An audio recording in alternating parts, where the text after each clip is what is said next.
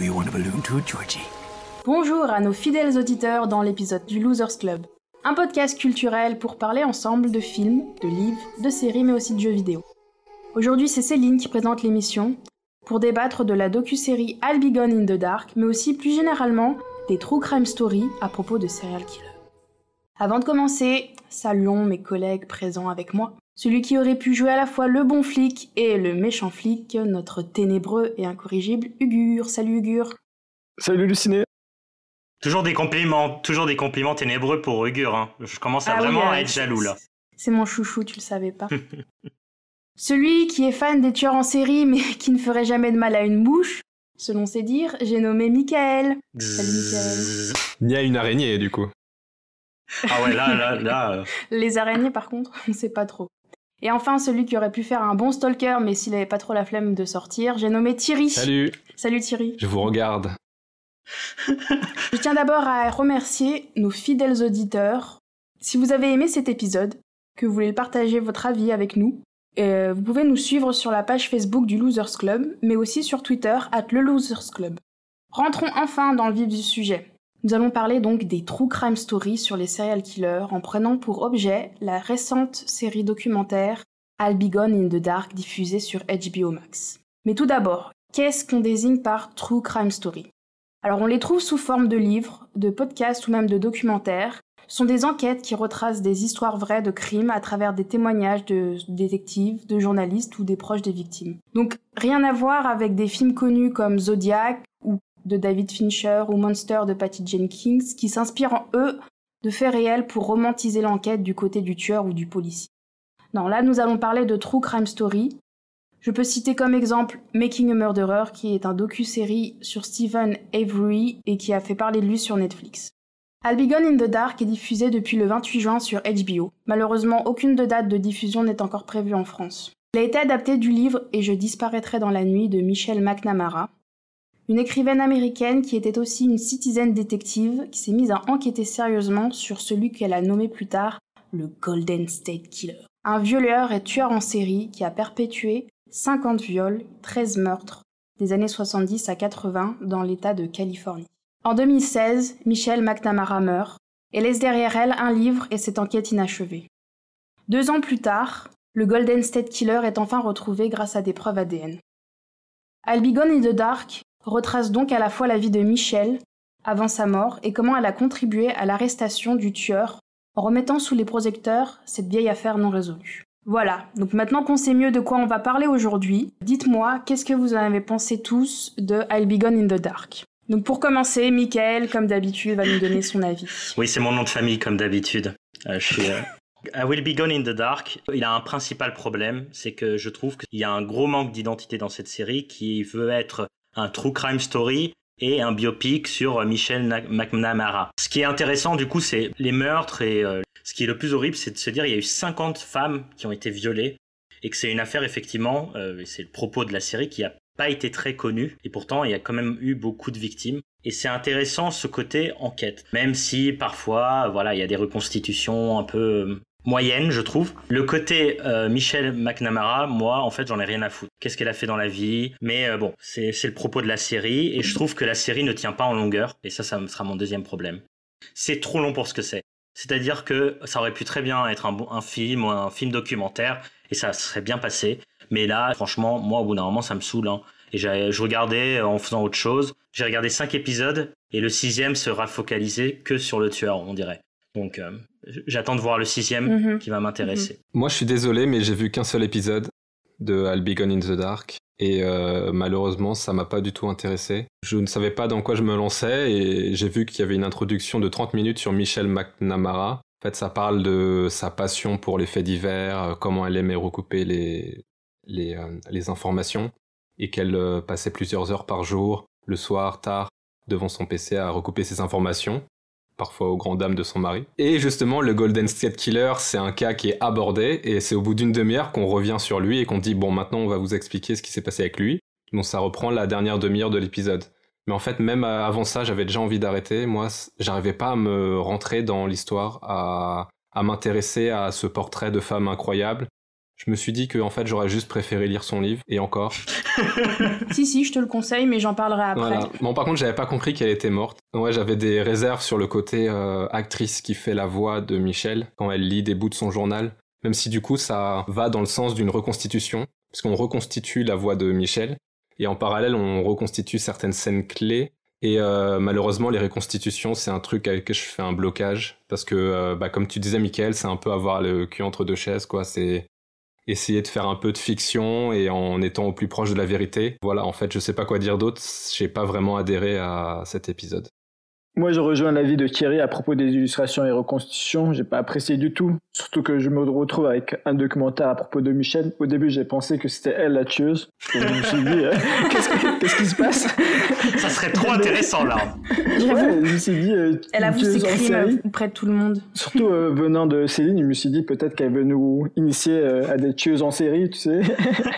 Et quand j'ai appris que c'était juste une journaliste, je m'en fiche un peu. Moi, ce qui m'intéresse dans un true crime, c'est le tueur et comprendre la motivation de celui-ci. Donc j'étais un peu déçu sur ce point et nous avons eu droit à la relation amoureuse de Michel, à la vie de maman de Michel, etc.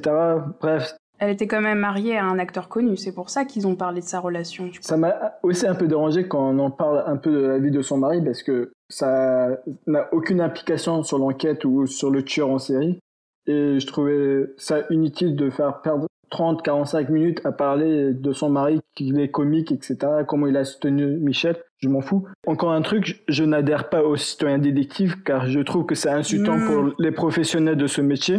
Insultant ?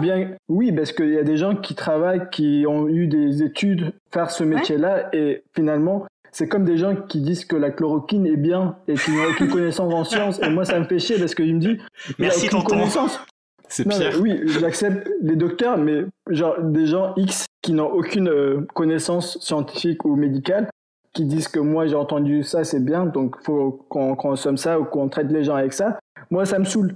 Et je pense que les gens, des détectives, genre des gens des FBI qui font des études dessus, qui essaient de comprendre la psychologie des tueurs, etc.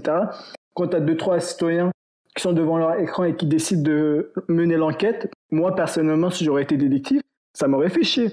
Bon, bref. Ouais, mais c'est pas parce que ça te fait chier que c'est pas pour autant légitime. Moi, je trouve qu'il y a, oui, y a pas un manque de légitimité pour ces gens-là de s'intéresser à des crimes qui n'ont pas été résolus. Si les flics, ils ont pas réussi à les résoudre, et qu'il y a des gens qui ont la volonté d'essayer de le résoudre avec leurs moyens, qui sont pas les mêmes que les flics, et leur intelligence, qui des fois est différente que les flics, moi, je trouve ça bien. En fait, je pense que il y a beaucoup de gens qui hésitent à témoigner quand c'est des flics et qui préfèrent raconter leur histoire à des journalistes. Et je pense qu'il faut juste que les flics changent leur manière d'interviewer ou récupérer les témoignages pour essayer d'améliorer ça. Sinon, j'ai rien contre les journalistes, mais je pense que le but des journalistes, ça doit être de médiatiser des crimes et attirer l'attention du public pour approfondir une enquête. Ouais. C'est ce qu'elle a fait. Pour moi, dans le documentaire, c'était plus elle qui joue le rôle de détective et ça m'a fait un peu chier. Bon, après, t'as vu que les premiers épisodes, et c'est vrai que les premiers épisodes introduisent plus elle et sa vie. Bon, au cours de son histoire, justement, tu vois que son implication, elle s'est faite auprès des policiers et qu'elle a mis en fait du temps à avoir leur confiance, ce qui est logique, tu vois. Parce que justement, tu peux pas t'intégrer dans une enquête policière, avoir accès aux fichiers comme ça. Alors que justement, les journalistes, des fois, ils ont pas accès à ce genre de fichiers même, tu vois. Elle a eu accès à des fichiers, mais de manière on va dire privée en fait, et après elle s'en est servie pour mener sa propre enquête. Dans ce cas, je m'excuse auprès de Michel.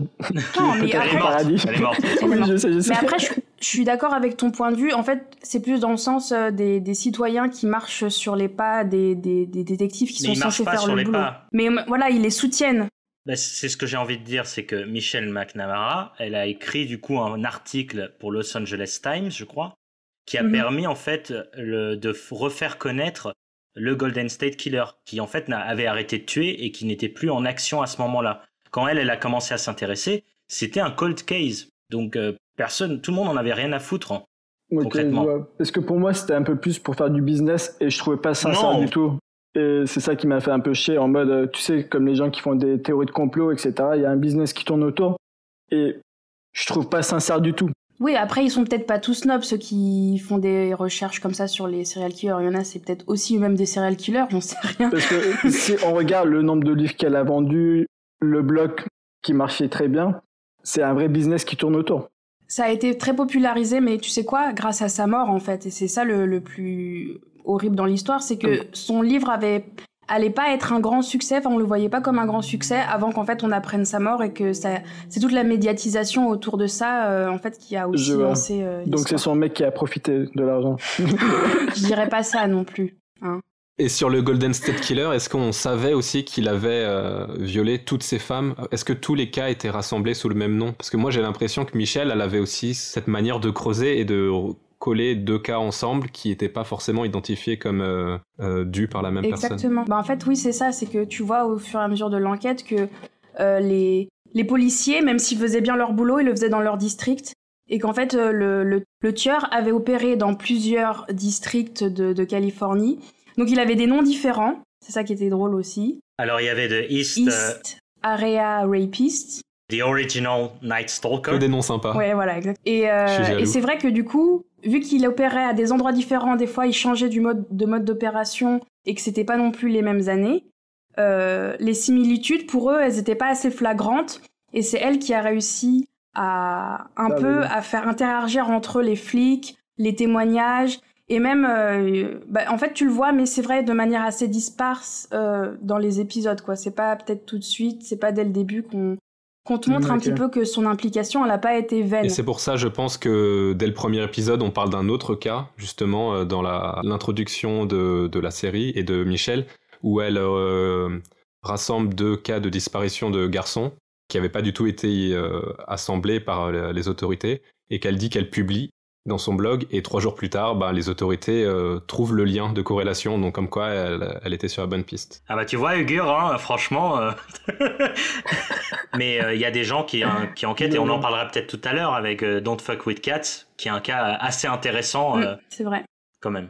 J'entends bien vos critiques que cette docu-série s'attache peut-être trop sur Michelle. Donc on pourrait dire que le genre est un docu-série sur Michelle à la fois et une investigation, mais vue à travers son point de vue. C'est pour ça que je l'avais aussi beaucoup préféré à n'importe quelle true crime story. Là, on passe par la voix et le point de vue de Michelle, par elle, son expérience et comment elle a commencé son enquête, comme on disait juste au début avec un blog sur les true crime story. Elle s'est impliquée réellement dans l'affaire.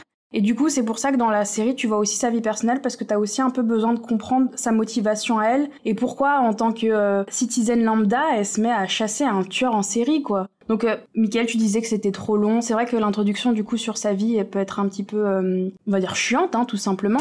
Moi, en fait, c'est ça qui m'a donné envie, à mon tour, on va dire, de m'intéresser un peu à ces histoires de serial killer. Et je trouve que, comme elle a commencé une enquête où on connaissait pas le tueur, c'était un mystère. Et tu rentres aussi dans le mystère à sa place. C'est-à-dire que toi-même, à chaque indice qu'elle te raconte, tu vas essayer aussi un peu de faire tes hypothèses. Je tiens à dire que si tu commences à faire ce genre de travail, je te quitte, puisque j'ai pas envie d'être tué par un serial killer, parce que moi je vérifie tous les soirs si la porte elle est fermée. Mais tu sais qu'à un moment, quand j'ai su qu'elle était morte, j'ai trop cru que c'était parce que le serial killer il l'avait retrouvée et qu'il l'avait tuée pour pas qu'elle finisse son enquête.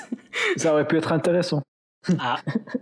Après, moi aussi, j'avoue, des fois, j'étais pas trop fan des reconstitutions. Il y avait des trucs redondants. Bon, vous avez pas continué, mais par exemple, elle parle à un moment du film Le monstre du Blue Lagoon, et on revoit toujours cette scène du monstre qui revient en fait un peu sans cesse. Je dirais que c'est pas un vrai true crime story comme ceux qu'on peut trouver sur Netflix. Mais c'est une adaptation du livre, parce que du coup, moi, j'ai lu le livre qui est très bien écrit, sincèrement. Je l'ai dévoré, en 3 nuits, je pouvais pas le lâcher. Parce que c'est intéressant à la fois comment elle expose, du coup, les témoignages qu'elle a recueillis des victimes, qu'on voit aussi dans le documentaire, mais aussi son enquête personnelle et comment elle a collaboré avec les flics. Enfin, elle t'explique ça. C'est pas trop romancé, c'est vraiment de son point de vue. C'est à lire un peu comme tu lirais un journal, c'est vrai. Le seul souci du livre, c'est que elle a pas fini son enquête, qu'à la fin, ils ont rajouté par exemple, des listes d'hypothèses qu'elle avait sur le tueur. Elle était très loin du réel tueur qui a été arrêté en 2018, je crois. Ça, c'est un truc qui m'a plu pour le coup de la série, c'est comment ils présentent les victimes. Face caméra, la victime parle. Elle racontait ça, mais de manière humaine. Il y avait cette idée d'humaniser la victime et non pas montrer la victime comme un objet pour une fascination d'un serial killer. Ça, c'était, je trouvais, intéressant dans la série. Comme tu l'as dit, hein, je pense que ça, c'est le regard McNamara. Peut-être c'est un truc qu'on va commencer à dire. Et là, j'ai trouvé que c'était peut-être ça qui correspondait dans le livre. Tu voulais dire quelque chose, Thierry ? J'ai des tout petites réserves sur ce que tu dis, mais je te crois. Hein, mais je me demande aussi si on n'aurait pas envie d'écouter ce témoin qui a vécu l'horrible en essayant de chercher les petits détails qui nous aideraient à mener l'enquête et qui du coup nous mettraient de la distance. Moi j'aurais plus tendance à faire ça, mais si le but c'était d'humaniser et que c'est réussi pour toi, moi je suis d'accord avec le fond.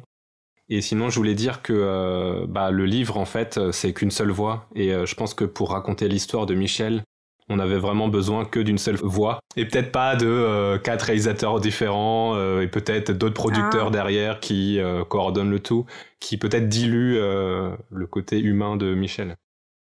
Ouais, je sais pas par rapport aux producteurs. Moi, j'avais juste entendu que c'était 2 productrices qui avaient fait la série à la base et qui se sont aussi beaucoup impliquées autour de sa famille. Le docu-série, comparé au livre, c'est que Michel aimait jamais son point de vue. Dans le docu-série, à un moment, tu vois même des passages de son journal intime. Mais ça, à jamais, je pense qu'elle l'aurait inclus dans son livre. Elle se met jamais en avant dans son livre, et du coup, c'est pour ça que l'histoire est très intéressante. C'est que ça reste du point de vue des victimes, la plupart, parce que c'est les témoignages de la famille. Et comme tu disais, Mickaël, en fait, d'avoir le point de vue des victimes, ça change des trucs crime story où, des fois, c'est assez froid. Glauque, c'est totalement glauque. Ouais. Voilà, c'est malaisant quand t'as les témoignages des victimes ou les photos, carrément des scènes de crime là. Moi, c'est des trucs que je supporte pas en général. C'est vraiment horrible, je trouve, de montrer les photos. C'est le mauvais goût total, quoi. Déjà que j'ai du mauvais goût au niveau de mes blagues, mais alors là. Bon, voilà. En tout cas, moi, c'est mon avis en tout cas sur la série qui n'est pas finie. Elle est encore en diffusion, donc on n'a pas fini de la regarder. Allez, encore un épisode et j'arrête. Il reste un épisode, mais en tout cas, le Golden State Killer, de son vrai nom, Joseph DeAngelo, a été arrêté à l'âge de 74 ans, son procès en cours. Et fun fact, j'ai lu aussi que le lendemain de la diffusion du premier épisode du docu-série, Joseph DeAngelo, à son procès, a enfin plaidé coupable pour les 50 viols et les 13 meurtres dont il a été accusé. Mais en fait, tout ça pour éviter la peine de mort, tout simplement. Voilà, et c'est intéressant parce que du coup, maintenant vous n'avez plus besoin de voir la série, vous savez qui est le tueur. Donc perdez pas votre temps. Bah, c'est pas un spoil, c'est la vraie vie, hein, excusez-nous. Bah oui, je sais, justement. Si tu trouves pas le tueur pendant 20 ans, son crime a été pardonné, un truc comme ça. La prescription. En fait, si tu déclares pas ton viol, si t'as été victime d'un viol et que tu le déclares pas, dans ces années-là, quand ça a été fait, t'avais le droit peut-être à 2 semaines pour déclarer ton viol ou quelque chose comme ça. Oui, exactement. C'est au fur et à mesure qu'il y a eu de plus en plus de viols qu'ils ont augmenté la peine. Maintenant, je crois que c'est jusqu'à 30 ans donc il y a quelque chose comme ça. Mais le problème, c'est que oui, à l'époque où les viols ont été perpétrés, si les victimes ne s'en plaignaient pas, ne portaient pas plainte, et encore, s'ils avaient du coup plus d'indices, comme tu disais, l'enquête était clos et ils pouvaient plus être accusés. Et quand il y a du témoignage et les preuves ADN, je pense que là, ils rouvrent l'enquête. Donc merci pour vos avis sur la série I'll Be Gone in the Dark, même si elle n'a pas plu à l'unanimité du Losers Club. Maintenant, je suis quand même curieuse de savoir si en général vous aimez bien ce genre d'enquête et d'histoire sur les serial killers, que ça soit adapté en film ou en livre, et quelles œuvres vous pourriez nous conseiller et que vous avez en tête. Personnellement, j'ai jamais fait attention au genre du true crime, mais j'adore les livres et les films d'enquête policière. Je suis quelqu'un qui aime suivre la partie enquête comme True Detective ou Sherlock Holmes ou Hercule Poirot, où on nous sert les indices et on doit chercher le tueur en même temps que le détective. Sinon, parmi les livres, je peux citer le livre Thèse sur un homicide de Diego Pawłowski, où il raconte un homicide réalisé par un élève avocat qui fait sa thèse et qui décide de commettre un homicide tout en respectant la loi, ce qui est super intéressant.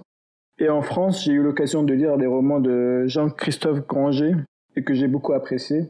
Bah moi aussi, j'aime beaucoup les trucs fictifs. Et c'est intéressant de savoir qu'en fait, beaucoup de tueurs fictifs, et je vais citer par exemple Le Silence des agneaux avec Buffalo Bill ou Norman Bates dans Psychose, sont en fait des adaptations ou ont été inspirés de Ed Gein, qui est un tueur en série américain, qui en quelque sorte allait dans les cimetières retirer des cadavres et qu'il utilisait la peau de ces cadavres pour faire des lampes ou des trucs comme ça. Donc il était très inspiré par les nazis. Chacun sa passion. Voilà, c'est ça. ça. C'était un taxidermiste un peu chelou, quoi. Vous faites mal à personne. Alors ils étaient techniquement morts. Au début, oui, il faisait ça, donc il volait des tombes, jusqu'au jour où il a pris goût et il s'est dit, je vais commencer à tuer moi-même. Donc il a tué quand même des gens, mais c'est intéressant de voir que, en fait, il a inspiré du coup Buffalo Bill dans Le Silence des agneaux, qui veut, je rappelle, faire une peau de femme pour devenir une femme, ou encore dans Psychose, parce que ce personnage-là avait aussi sa mère chez lui. Donc il avait un problème avec sa mère, ils avaient une relation un peu étrange avec sa mère. Les premiers émois sexuels ont été avec sa mère lorsqu'elle était en train de découper un cochon. Donc il y avait un peu... on retrouve des trucs de psychose et Massacre à la tronçonneuse aussi. Hein. Donc c'est un tueur en série qui a vraiment inspiré Hollywood et je trouve ça très intéressant. Au niveau littérature, j'ai commencé très tôt avec le thriller. Je pense qu'à l'époque, tout le monde lisait Vampire Diaries ou Twilight. Et moi, je lisais du Maxime Chatham ou du Franck Tillier déjà. J'aimais beaucoup ces genres de thrillers. Et pour en citer des romans que j'aime beaucoup, je citerai In Tenebris de Maxime Chatham, qui fait partie de sa trilogie du mal, où c'est 3 enquêtes différentes. La première est L'âme du mal, qui est sympathique sans plus, mais la deuxième, In Tenebris, m'a beaucoup plus plu, avec cet aspect cannibalisme que j'aime beaucoup. Non pas que je suis cannibale moi-même, mais je trouve que c'est toujours intéressant. Et sinon, en film, voilà, j'en ai cité déjà pas mal. Et je citerai peut-être le dernier Lars von Trier, The House That Jack Built, qui suit un tueur en série pendant 5 meurtres. Et donc on te montre 5 meurtres d'un tueur en série. Et sachant que c'est Lars von Trier derrière la caméra, on se doute que ça va pas être très sympathique à voir. Voilà. Je me demande si c'est d'après une histoire vraie d'ailleurs. Je pense. En tout cas, c'était pas drôle à regarder. Après, oui, voilà. Et ce qui est intéressant avec Lars von Trier, c'est que d'accord, c'est un tueur en série, mais après, ça parle aussi du cinéaste. Ça parle de lui, persona non grata à l'époque pour Cannes. Donc, c'est intéressant de voir le film en double lecture entre un tueur en série et aussi un cinéaste qui est quand même pas très aimé de la presse en général pour ses propos. Parfois vraiment limite. J'aime bien comment t'essayes de le vendre. Ouais. Et toi Thierry ? Moi, je suis sûr que t'es un grand amateur. Ouais, j'ai toujours aimé les serial killers. Mais ça a toujours été par la fiction, comme mes 2 camarades. Du coup, j'ai pas plus d'infos en plus. C'est ce qu'ils racontent, hein. Non, mais voilà. Non, mais du coup, faut apprendre aussi à prendre du recul sur la fiction que tu lis ou que tu regardes et se documenter. C'est ce que j'ai fait, mais j'ai aussi veillé à ce que l'auteur que je lisais, par exemple, était lui-même documenté. Donc, je t'appuie, Mickaël, sur Franck Tillier et Maxime Chatham, qui sont des valeurs sûres. En France, Maxime Chatham, notamment, qui s'est beaucoup documenté sur la psychologie des tueurs en série. On m'a beaucoup conseillé Stéphane Bourgoin, qui, lui, écrit des livres plus documentaires, qui a rencontré beaucoup de tueurs en série. Enfin, ça, c'est ce qu'il prétendait, puisque récemment, on a découvert que c'était un imposteur. Donc, il en aurait rencontré 2 ou 3. Mais pas 20 comme il prétendait. Mais en tout cas, j'en ai jamais lu. Donc c'est la preuve que quelque part, le côté descriptif m'attirait moins. Et à l'inverse, je citerai Pierre Bellemare, qui est pas d'une grande référence littéraire, mais qui est un homme qui a romancé beaucoup de faits divers. Et c'est toujours ce côté romantisation de l'histoire, en fait, qui m'intéresse, parce que voilà, je suis porté vers la fiction. Et donc, les films comme Zodiac en 2007 ou Memories of Murder en 2003, oui, on a encore réussi à parler de Bong Joon-ho, qui sont inspirés... On fait des liens entre les émissions, chaque c'est semaine. Bien. Le meilleur. Qui se sont inspirés de vrais tueurs en série et qui l'ont regardé par un prisme différent. Et comme les deux sont de la même époque, c'est des films très noirs et très sombres et qui se finissent pas forcément bien. Du coup, si je pourrais parler de Memories of Murder, il y a un fun fact que Bong Joon-ho a raconté lors d'une interview, que j'ai toujours adoré, qui disait qu'à une époque, en fait, il voulait filmer les gens qui allaient aux salles de cinéma voir Memories of Murder pour voir s'ils chopaient pas le tueur en série, justement, dans les salles de cinéma. Non, je crois pas, pour l'instant, non, voilà. Et pour rebondir aussi sur Pierre Bellemare, qui a rempli mon enfance en fait de true crime avec les enquêtes impossibles. Je sais pas si vous vous rappelez de ça. Ouais, moi TNT. Aussi je lisais, c'est ce que j'allais dire. Alors moi je lisais pas, moi je regardais à la télé en fait, et c'était avec mon père. C'était moins bien, moi j'aimais bien. Même s'il a une très bonne voix pour raconter les histoires, ça faut le dire. Et cette affaire est extraordinaire, avec une voix comme ça. Plein de mystères. Attention.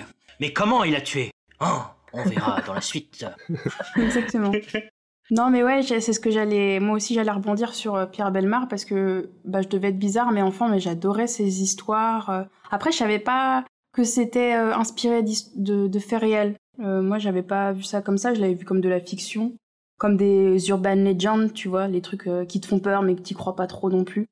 J'avoue que j'ai jamais été trop dans les histoires de policiers et que c'est à cause là de la série que je me suis mis aussi à lire des true crime. Mais en série, vous avez pas parlé, mais moi je pensais à Mindhunter, que j'avais trouvé trop bien, parce que là, en plus, ça retrace les histoires de plusieurs serial killers comme Edmund Kemper, Charles Manson, Ted Bundy, et à BTK. travers, en fait... Qui ça? Ah oui, BTK. Oh, bref, horrible, des tueurs en série bien notables, bien creepy. Est-ce que ça en fait pas trop de justement lister, name dropper les noms des tueurs en série? Est-ce que vraiment ces 2 agents, ils ont été à la rencontre de tous ces gens? Je pense qu'il y a un peu de fiction quand même dans la série. Bah, c'est sûr, c'est une série encore une fois, tu vois. Donc ça a été romantisé, même je pense que toutes les histoires autour de leur famille et tout, ça a été rajouté, c'est clair. Mais ce que j'avais trouvé intéressant, c'était aussi le point de vue de ces profilers, de ces premiers profilers, et comment ils interagissaient avec des tueurs en série, quoi. Bah, c'est eux qui ont créé le terme justement de serial killer, ultra connu. Mais je suis d'accord avec Thierry que du coup, le fait qu'il y ait trop de serial killers, ça crée vraiment quelque chose un peu... c'est vraiment un catalogue. Et en fait, moi j'aime beaucoup que le BTK, on le voit en arrière-plan dans la première saison, dans la deuxième. Ça crée vraiment une ambiance. Mais je trouve qu'il y en a trop peut-être. Et se focaliser sur 1 ou 2 aurait été peut-être mieux. Mais bon. Après, dans la saison 2, en fait, c'est assez drôle parce que je me rappelle qu'ils parlent de certains tueurs en série, mais sans faire de lien avec eux et leur enquête, parce qu'ils voulaient pas non plus leur attribuer peut-être tous les mérites, en mode c'est eux qui ont trouvé tous les serial killers dans le coin, tu vois. C'est la vérité, ils ont pas tout trouvé non. Voilà, c'est ça. Donc la saison 2 aime juste un peu romantiser les histoires des serial killers en se détachant peut-être des agents du FBI à ce moment-là. Bon, après, je voulais parler d'une œuvre que vous avez pas citée parce qu'elle est beaucoup moins connue, mais moi j'avais vu un film bien bizarre sur un serial killer allemand qui s'est passé dans les années 70, Golden Glove de Fatih Akin. C'était sur un ouvrier allemand. Bah, en tout cas, son hobby, c'était d'engager des prostituées, de les ramener chez lui pour les violer, les tuer, et après il les démembrait. Il foutait ses corps dans des sacs poubelles. Après, quand la police s'est mis à retrouver les sacs poubelles, bah, il s'est dit qu'il allait les foutre dans ses murs, parce qu'il avait des espèces de trappes secrètes. Le problème, c'est que vous imaginez des corps en décomposition, donc ça sentait pas trop la rose, et qu'à cause des plaintes de ses voisins, il s'était mis en fait à décorer tout son appart avec les petits sapins que tu trouves dans les voitures. Hein. Mais vraiment tout l'appart. C'est vrai parce qu'à la fin du film, en fait, tu vois les photos de son appart et ils ont exactement reconstitué l'appartement comme dans le film. Le film était du coup très malaisant à regarder, surtout qu'on montrait très bien les scènes de viol, de démembrement, en plus sans musique, sans rien, plan fixe. Enfin bref, c'était très bien réalisé ce film, bravo. En tout cas, bien pour te mettre dans une sale ambiance. Et donc c'est un film, on va dire, que je conseille, mais avec un sac plastique pour vomir. Voilà, vous avez eu quelques conseils par les membres du Losers Club sur des adaptations sur les tueurs en série. Mais maintenant, retournons sur le format des True Crime Story. J'aimerais savoir si, avant d'avoir vu cette série, ou en général, est-ce que vous êtes fan du genre de True Crime Story? Et si oui, est-ce que vous en avez à conseiller sur des serial killers? J'ai toujours eu un peu de fascination pour les tueurs en série, et surtout comment ils font pour éviter de se faire prendre. Et parfois, je me demande si de nos jours, on peut toujours devenir un tueur en série. C'est pas parce que je suis intéressé, mais juste par curiosité. Très bonne question. Ouais, c'est avec ça. La technologie. Qui n'a pas Avec cherché l'ADN, sur la Google un technologie. jour comment se débarrasser C'est ça. d'un corps, juste pour le fun? Après, je n'ai jamais cherché à lire ou à voir des true crime stories, car ce sont des histoires du passé et j'aurais aimé avoir genre une enquête d'action plus dans l'actualité avec la recherche d'un tueur de nos jours. Après, je vis en ce moment à Memphis et j'ai appris qu'il était assez connu pour son histoire de tueur en série, les Three Case. Et il y a 5 films à voir s'il y a des fans de Memphis comme Paradise Lost, West Memphis 3. Les fans de Memphis. J'ai entendu qu'il y avait des fans de Memphis. Donc, le en jazz, fait, ça on... c'est aussi très connu grâce à ces cas. Et vraiment, c'est West Memphis 3 Case. Et je te jure, tu es sur Google, il y a beaucoup de trucs qui sortent. Oui, mais c'est pas vraiment des tueurs en série. C'était 3 enfants qui ont été assassinés par 3 adolescents. Oui. Et c'est quoi l'histoire vite fait? Bah, du coup, c'est vraiment ces 3 adolescents qui ont tué 3 enfants lors de ce qu'on appelle un rite satanique.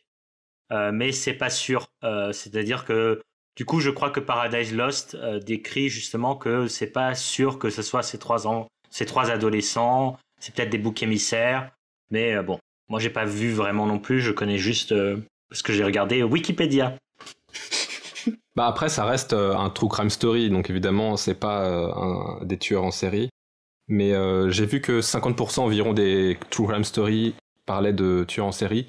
Je me suis intéressé à un documentaire qui s'appelle The Thin Blue Line, le dossier Adams en français, qui semble être un pionnier du genre, en fait, dans les années 80, qui en fait est revenu sur un fait sordide d'un policier qui a été assassiné pendant un contrôle, et pour lequel Adams, justement, a purgé 12 ans de prison, alors qu'il a été condamné à perpétuité, et qu'il n'avait pas commis le crime. Et donc en fait, le documentaire interroge beaucoup de personnes liées à l'enquête, notamment ce Adams-là, et le vrai tueur, qui s'appelait Harris, et en fait qui était un jeune de 16 ans, qui était dans la même voiture, mais qui a donné une version qui n'était pas la vraie, contre un blanchiment pour d'autres affaires peu nulles.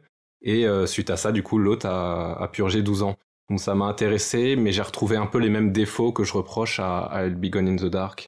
C'est-à-dire que... La scénarisation et tout. Voilà, il y a une manière de faire des reconstitutions. Alors eux, ils ont pris le parti de reconstituer uniquement la scène de fatidique, et bizarrement de faire tirer soit l'un soit l'autre, enfin de changer de version en fonction qu'on avance dans le film, et de garder quelque chose d'assez noir qui joue sur des ombres, donc ça dérange pas trop, mais il y a quand même une question qui se pose. Après, le film a eu quelques prix en festival, et c'est un réalisateur très connu qui s'appelle Harold Morris, qui a fait pas mal de documentaires, donc j'ai regardé ça pour la science. Et en fait, je me suis rendu compte que le true crime, c'était pas un genre qui m'attirait du tout, en fait. Non. Voilà. Tu préfères commettre les crimes dans la vraie vie. Mais en fait, je connais déjà tout, donc... Je sais comment faire et c'est vraiment des bleus. Bah du coup, moi, si j'avais à conseiller peut-être Thierry là-dessus, c'est moi aussi, je suis pas fan des documentaires parce que du coup, je me suis regardé quelques documentaires en film et en série. Je suis pas très fan et en fait, j'aime bien les podcasts. Les podcasts où vraiment c'est, du coup j'en ai un à conseiller qui s'appelle Serial Killers, où chaque semaine, Serial Killers. À chaque fois je pense à la Cité de la Peur et ça me perturbe. Exactement.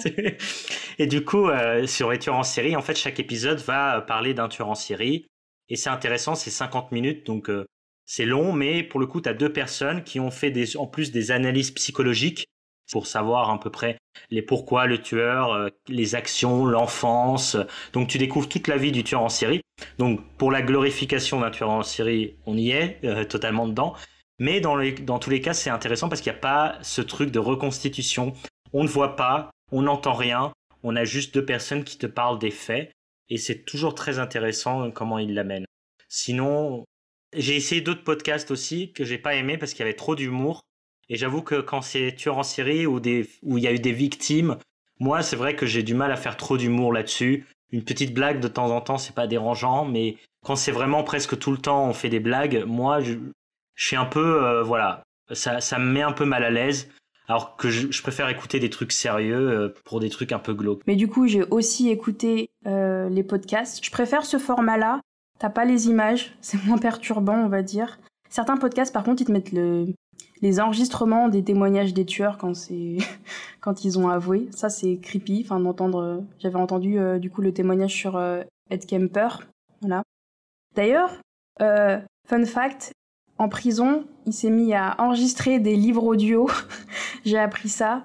Donc, si vous voulez écouter des livres racontés par Ed Kemper, ils sont disponibles à l'achat. Génial.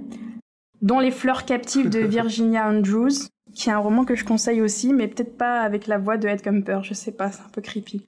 Parce que ça parle d'inceste et d'infanticide. Et pour rappel, Ed Kemper a tué sa mère, et il lui a coupé la tête, et a fait l'amour à la tête de sa mère. Voilà, désolé d'avoir ces détails gruesome. On mettra un avertissement au début du podcast. Viewer discretion is advised. Bah, moi je conseillerais I'll Be Gone in the Dark, hein, je suis désolée, mais je garde ma série, Ou alors Making a Murderer, qui était aussi un true crime story sur Netflix. Bon, maintenant ça date un petit peu, mais la saison 1 était bien dans le sens où on retourne sur l'affaire pour savoir si c'était vraiment lui le coupable. Maintenant, j'ai encore des doutes pour savoir si c'est lui le coupable, mais c'est mon avis. Bah, moi, je reviens à la charge parce que du coup, on n'a pas parlé de Don't Fuck With Cat. Moi, j'avais vu qu'un épisode, donc je voulais pas la conseiller, mais en réalité, c'est ce que j'ai vu de mieux dans le genre. J'ai trouvé que c'était une perfection de docu-série. parce que c'est pédagogique. Là, c'est encore une femme comme I'll Be Gone in the Dark qui enquête, mais on se fend pas d'une introduction d'une demi-heure. On rentre vite dans le sujet. On n'a que 2 intervenants au début. Quand on a besoin d'un autre intervenant, on le présente d'abord et ensuite il arrive en 3e intervenant et c'est ludique si on a envie de mener l'enquête. C'est peut-être pas le même but, mais en tout cas pour mener l'enquête, j'ai trouvé que c'était super intéressant. Et les images de chatons qui peuvent quand même nous tendre un peu parce qu'on sait pas jusqu'où ils vont aller. Il y a quand même un intérêt. Moi, je trouve qu'il y a l'intérêt parce que c'est justement grâce aux images qui mènent l'enquête et ça nous rend vraiment actifs en tant que spectateurs. Donc, premier épisode, j'ai trouvé ça super. C'est vrai, Don't Fuck With Cats, on le recommande. Ouais, et je le recommande aussi parce que je vais le recommander pour une deuxième raison, c'est que c'est que 3 épisodes aussi. Pour un docu-série, 3 épisodes, ça fait du bien. Et ça, vraiment, c'est très binge-watchable. Moi, j'avais regardé les 3 épisodes d'affilée et j'avais vraiment trouvé ça très bien parce qu'il y a vraiment une dynamique intéressante. Et je dis rien pour Thierry qui n'a pas vu, mais quand j'arrive au 3e épisode, en fait, je connaissais cette affaire et c'est assez drôle de se dire oh, mais en fait, je connaissais ça. Et en fait, on n'avait pas tous les détails et c'est intéressant. Mickaël, c'est tout. C'est vrai qu'on se rend compte, le problème, c'est qu'il y a eu une espèce de popularisation du true crime story, je trouve. Et du coup, il y a eu beaucoup de séries sur Netflix, alors que pourtant, j'irais pas me présenter à un dîner en disant hey, « Salut, moi je suis fan de True Crime Story ». Enfin, je trouve que c'est un petit peu tabou quand même. C'est un peu glauque, mais pourtant, du coup, moi, je pose la question là, du coup, à tout le monde. Qu'est-ce qui nous fascine autant, en fait, à propos de ces histoires et quel serait notre réel rapport au serial killer ? Je suis d'accord que c'est un tout petit peu tabou en société, mais qu'en fait, tout le monde aime. Et la preuve, c'est que ça marche beaucoup. Et après, pour le succès, je pense que c'est pas mal lié au podcast, qui est un genre qui explose ces dernières années et qui passe en partie par soit l'expérience de vie, soit le true crime. Donc voilà, tout ça pour dire que pour moi, l'humain a toujours été captivé par l'histoire vraie, d'une part, et le sordide. Je pense à M. le Maudit de 1930, qui déjà était plus ou moins inspiré d'une histoire vraie. Truman Capote, qui a écrit De sang-froid, parce qu'il s'intéressait à un fait divers, et il y a eu un très bon film à ce propos où Truman Capote est joué par Philip Seymour Hoffman, qui raconte cette fascination et qui essaye d'expliquer pourquoi on est fasciné justement par ça, et surtout en l'occurrence un romancier.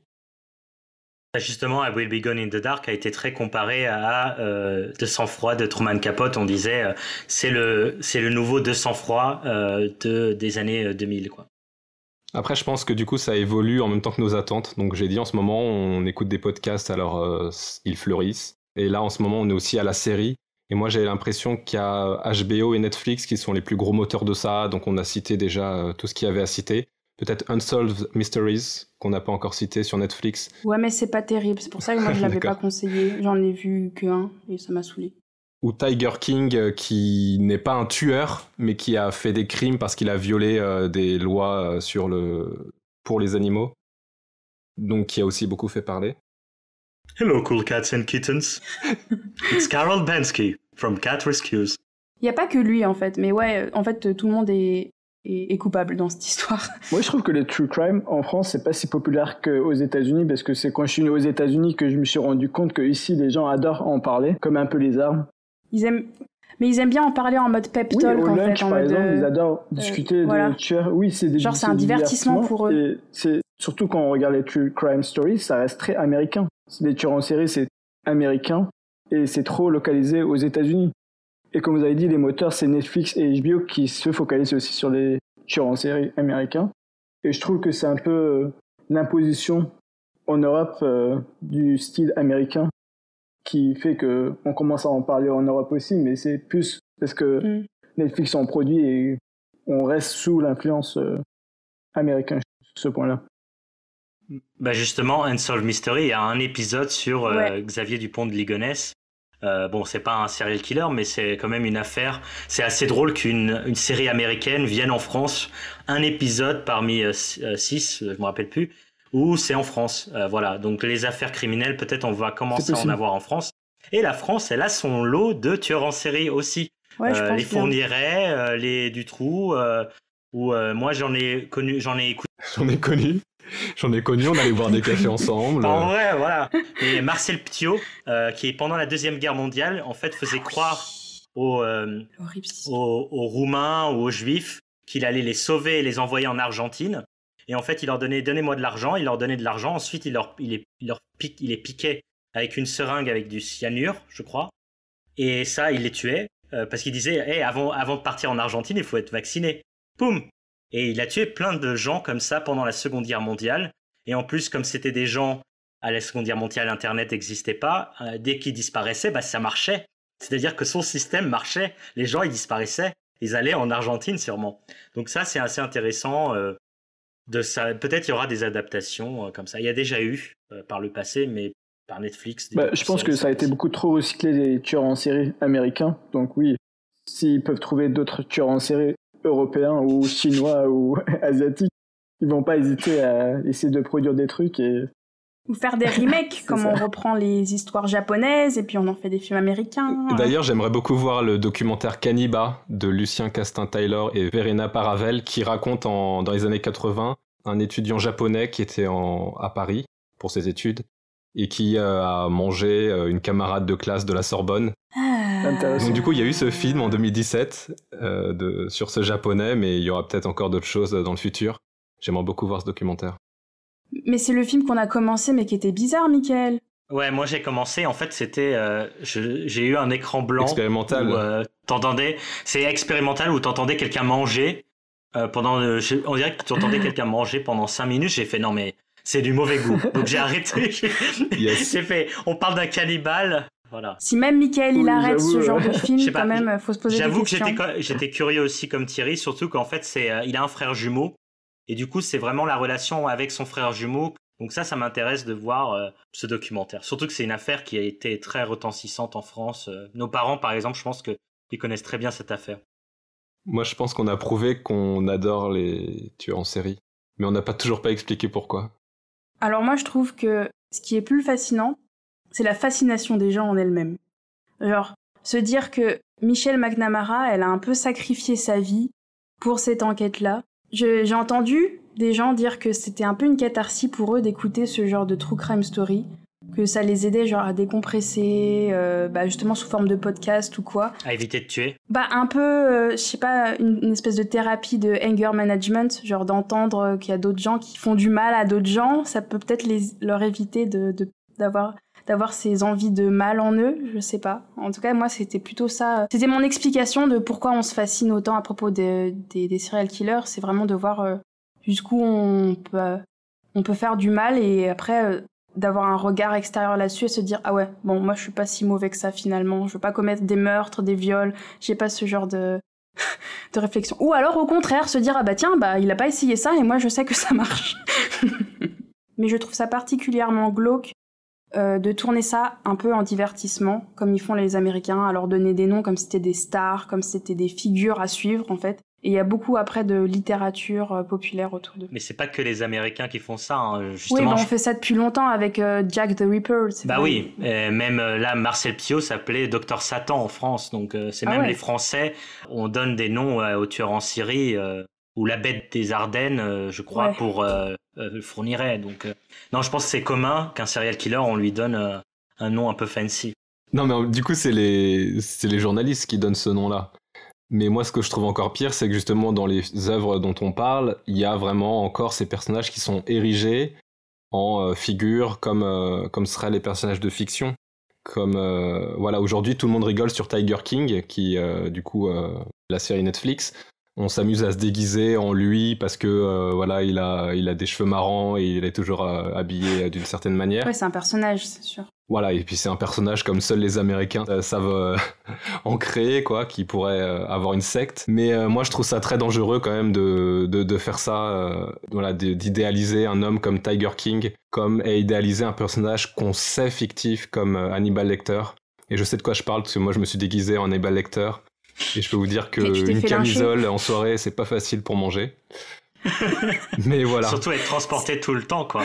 C'est le comble pour un cannibale de pas pouvoir manger. Oui, du coup, j'ai enlevé mon déguisement très vite. Mais voilà, moi je pense. Reconnu. Je pense qu'il y a vraiment besoin d'un électrochoc quelque part dans la série, même si c'est à la fin. pour qu'on n'oublie pas que c'est réel. Ouais, qu'il y a un peu de méta dans les séries, ça fait pas du mal des fois, pour rappeler aux spectateurs que ce qu'ils voient des fois, c'est pas que de la fiction et que ça peut arriver dans la vraie vie, donc... C'est peut-être le dernier truc. Je sais aussi qu'il y a des gens qui écoutent, parce que je connais des gens personnellement qui écoutent les trucs sur les serial killers pour être au courant de comment se protéger. J'ai une amie justement qui me disait, j'avais entendu qu'il y avait des serial killers qui se mettaient sous les voitures pour après couper les talons d'Achille. Depuis, ce que je fais, c'est avant d'aller dans ma voiture, je fais genre que je me lasse les lacets pour regarder s'il y a quelque chose en dessous. Donc ça peut créer une paranoïa, mais ça peut aussi pour certaines personnes les rassurer en fait. Je trouve ça un peu facile de blâmer la victime sur le fait qu'elle n'ait pas fait assez attention pour le serial killer aussi. C'est pas blâmer la victime du tout, c'est la personne qui écoute. Ce que je dis, c'est que la personne qui écoute veut se protéger et veut savoir comment ne pas se faire prendre. En fait. Alors que j'attendrais sur la banquette arrière, donc... Voilà, exactement. Alors là, ça serait foutu, quoi. Non mais après, faut pas vivre dans la peur. En tout cas, merci à vous pour vos conseils et vos réflexions autour des serial killers. On a de quoi regarder, on a de quoi occuper nos nuits si jamais on n'arrive pas à dormir. Merci à l'équipe du Losers Club pour ça. Et merci surtout à nos fidèles auditeurs pour être là et faire vivre l'émission. Si vous voulez écouter les autres épisodes, vous pouvez les trouver sur n'importe quelle plateforme de podcast. Parce qu'il n'y a pas que Spotify, en effet. Et si vous voulez avoir de belles images, vous pouvez aussi nous trouver sur YouTube. N'hésitez pas à partager vos commentaires sur la page Facebook, la page est le Losers Club, mais aussi à tweeter sur Twitter, c'est logique, @le Losers Club. Et si vous avez une histoire de tueur en série qu'on n'a pas dit mais qui est intéressante, moi je suis toujours preneur. Voilà, si vous aussi vous avez des conseils à partager, n'hésitez pas. Sauf si vous êtes un tueur en série, merci de me laisser tranquille. À l'inverse, si vous êtes un tueur en série, partagez votre expérience avec nous. Je vous rajouterai un groupe privé sur Facebook. Pour être au courant des nouveaux épisodes, du coup, il faudra que vous soyez abonné aussi. Mais on peut vous avertir que le prochain épisode sera sur les... séries de super-héros. De super-héros. Voilà. Présenté par notre Thierry National. Donc si vous ne ratez pas le prochain épisode qui sera diffusé, comme toujours, le dimanche soir. Merci à vous et passez un bon week-end. Salut. Au revoir. Salut. Dormez bien. Vous allez faire de beaux rêves, hein. Do you want a balloon too, Georgie?